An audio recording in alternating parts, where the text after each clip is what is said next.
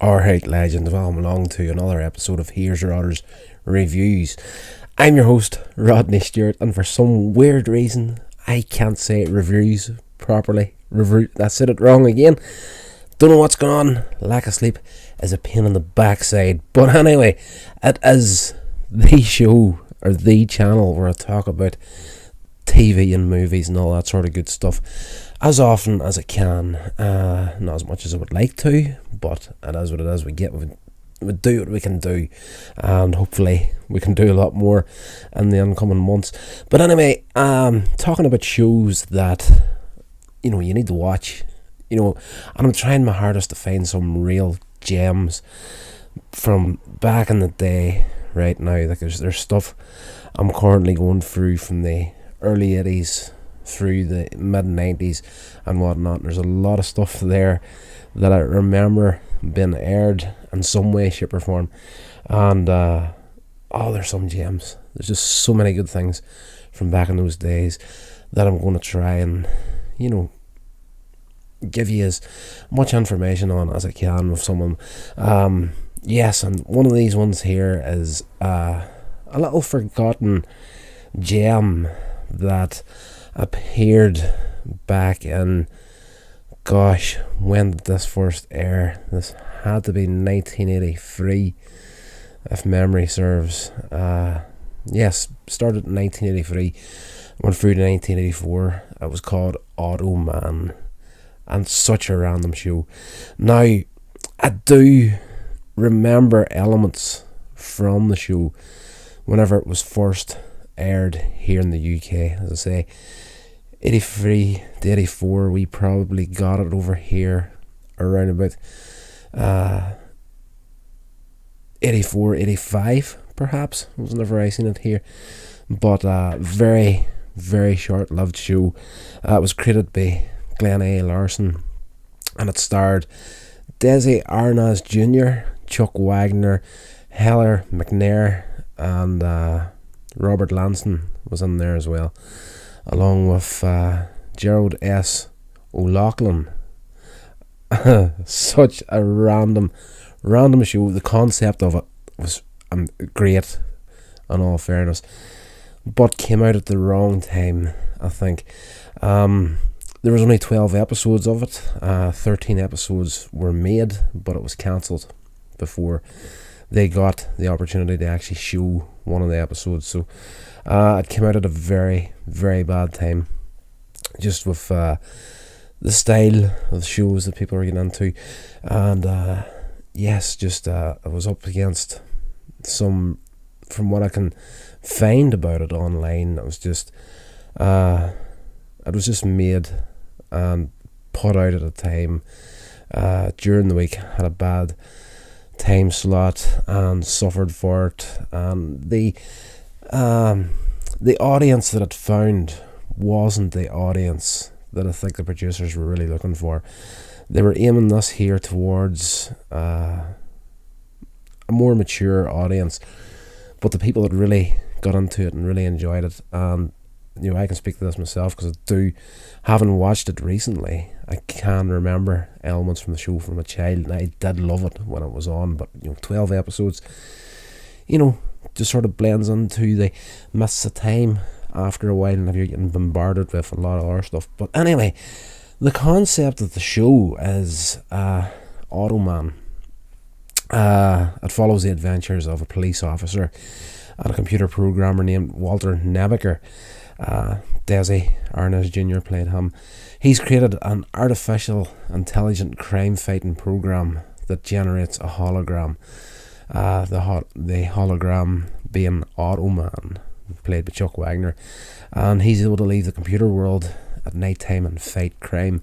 While in the real world, Automan poses as a government agent named Otto J. Mann. This is all a secret to everyone on the show except for Walter's close associate Roxanne Caldwell, played by Heather McNair. The thing about I was so funny because you come across people on older shows, I guess, here all the time that they're famous for one thing, and then you see them in something else, or the other way about. You'll see them, you'll know them from an hour show, and then you'll see them in the thing that they're actually sort of famous for. And Chuck Wagner as Automan, he has, and I thought it was put on for the show. The opening of each episode, it repeats like the first time Automan has been activated, and he appears to what's his face, Walter Neviker, and he appears, and he's standing in the superhero pose with the hands and his hips like that there, and he's looking at the sky, and he talks a little bit like Buzz Lightyear in Toy Story. Whenever he's in the full Space Command mindset, where he's like, yes, Buzz Lightyear, well, it's here mad stuff, that really over the top, just superhero sort of talk or style of talking. Well, Automan spoke like that, Chuck Wagner. But watching the show, seeing the character of Automan, he is a hologram. He's a computer generated superhero essentially in this show, and you're thinking, well, I was thinking watching it, okay, this is put on, this voice is the superhero voice of Automan. And I actually came across Chuck Wagner in an episode of The Dukes of Hazzard, had a small part in one of the later seasons of the show, and he was like a henchman to one of the villains in an episode, and he had that same way of speaking then, so that seemed to be, he had that gravitas in real life and just carried on everything that he did, and there was no need for that sort of way of speaking in the episode of Dukes of Hazzard that I seen him on, but it worked perfect in this show. Back in the show, Nebiker, he could actually merge with Automan. He would walk into Automan as like a protection. They become one person, sharing conscious and skills, and Automan would be doing this thing, and you'd hear Walter talking in his mind. So he was invulnerable essentially while he was active. He runs out of charge every once in a while, and he disappears and goes back to his computer world, whatever. There was this little beam of light that floated about in the episodes as well. It's called cursor, and it's just like, you have got your cursor on your screen when you're using the computer. You've got your it's like an arrow now that you can move about. This little beam of light was floating about in the actual show.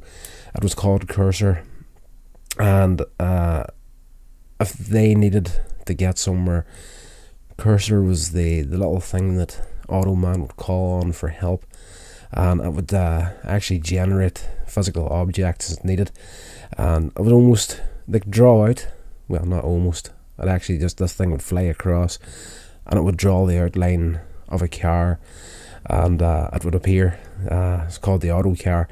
It also could make an airplane and a helicopter, and they all defied the laws of physics in the show, and I loved it when the car appeared, because you're going to get a little bit of comic humour in there, because of course it's computer generated. The car, Automan's computer generated, so they're not bound by the same laws of physics that everybody else is.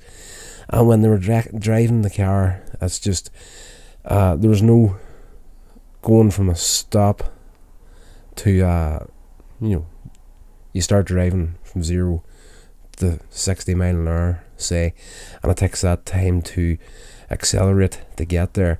Not with the auto car, it was just boom, straight away, 60 mile an hour, and it turned corners in exactly the same way that Pac-Man would turn corners in the game. There's no turning gradual, it was just like a complete twist, and passing cars is exactly the same. I would drive up behind it, then boom, across to the left, pass the car, boom, back to the right, and then anybody that was human that was inside the car, of course, they're feeling the laws of physics that the car and Automan aren't, and they're getting bounced about. Crazy show. As I say, Robert Lansing was on here as Jack Curtis. He's like one of the police officers that's higher up. Walter Nebeker, he's the computer genius that wants to be the big policeman, but he's also a little bit of a coward. You know, he's got bravery there, but he's kind of clumsy as well. And yes, we've got this Lieutenant Jack Curtis, Gerald S. O'Loughlin as Captain E.G. Boyd is brilliant in the show, and there is some dialogue from him that he comes out with in the show, and I don't want to repeat it on here because it's not bad, but it's like a slang term that I've only ever heard in Northern Ireland for something that's gone wrong, and a way of describing something that's gone wrong. And he actually uses it within the show, so it was just hilarious now as a grown up rewatching the show and, you know, hearing this here term that I know from where I live at, been using in an American TV show. But it's one of these shows that, you know, it failed. It didn't get the response that they were looking for whenever they put it out. Like Glenn A. Larson put out a lot of good shows back in the day, Knight Rider and that sort of thing. So you know, the heart was there for the show, and the potential of it would have been amazing if they had kept it going. And the reason that it was cancelled was, as I say, bad time slot that it got when it aired in America, 8 p.m. Monday. It had to compete with Scarecrow and Mrs. King, as well as TV's bloopers and practical jokes. Beside that, ABC was having a disastrous season and consequently cancelled almost its entire fall roster of shows. Because of poor ratings and expensive special effects, Automan was cancelled after only 12 of its 13 produced episodes that it aired. Now, the visual effects that was in the show, you're talking 83 here, whenever this was made. The computer effects that they used on it today could be very, very easily done today. If your average computer right now, I'm pretty sure you could recreate them, no problem, if you just take a bit of time to work out how that it's done. But back then, in the 80s, with the way that Autocar moved, the way they animated the little cursor thing that creates the car, I can see through it been very, very difficult to actually do back then, and very expensive to do back then, because it's just it is what it is. You know, visual effects, stuff you can do with your phone now. You know, 15 years ago you couldn't do the sort of editing you can do now. Well, you could, but it took a lot more to do it. You know, I've said it countless times over in the vlog channel. The stuff that you can do with a smartphone now has blown me away compared to what it was 20 years ago to try and do stuff like this here. It's a different time, and if this show came out now, I'm not sure if it would get a great response, but you know, definitely they could do it a lot easier than when they did back then. But it's definitely, I've watched them all, and I'm pretty sure you can see them for free on YouTube if you look them up. But give it a chance, check it out, see what you think about it, because it's had a lot of potential. Like, I feel if this had have been given a Saturday night slot, perhaps it might have had a better chance. But again, it's just the expensive special effects was the big killer for it as well. But the show is great. A little hidden, forgotten gem that I laughed myself sore quite a few times going through this as an adult. So definitely, by all means, check it out. I don't think it'll be a waste of your time whatsoever.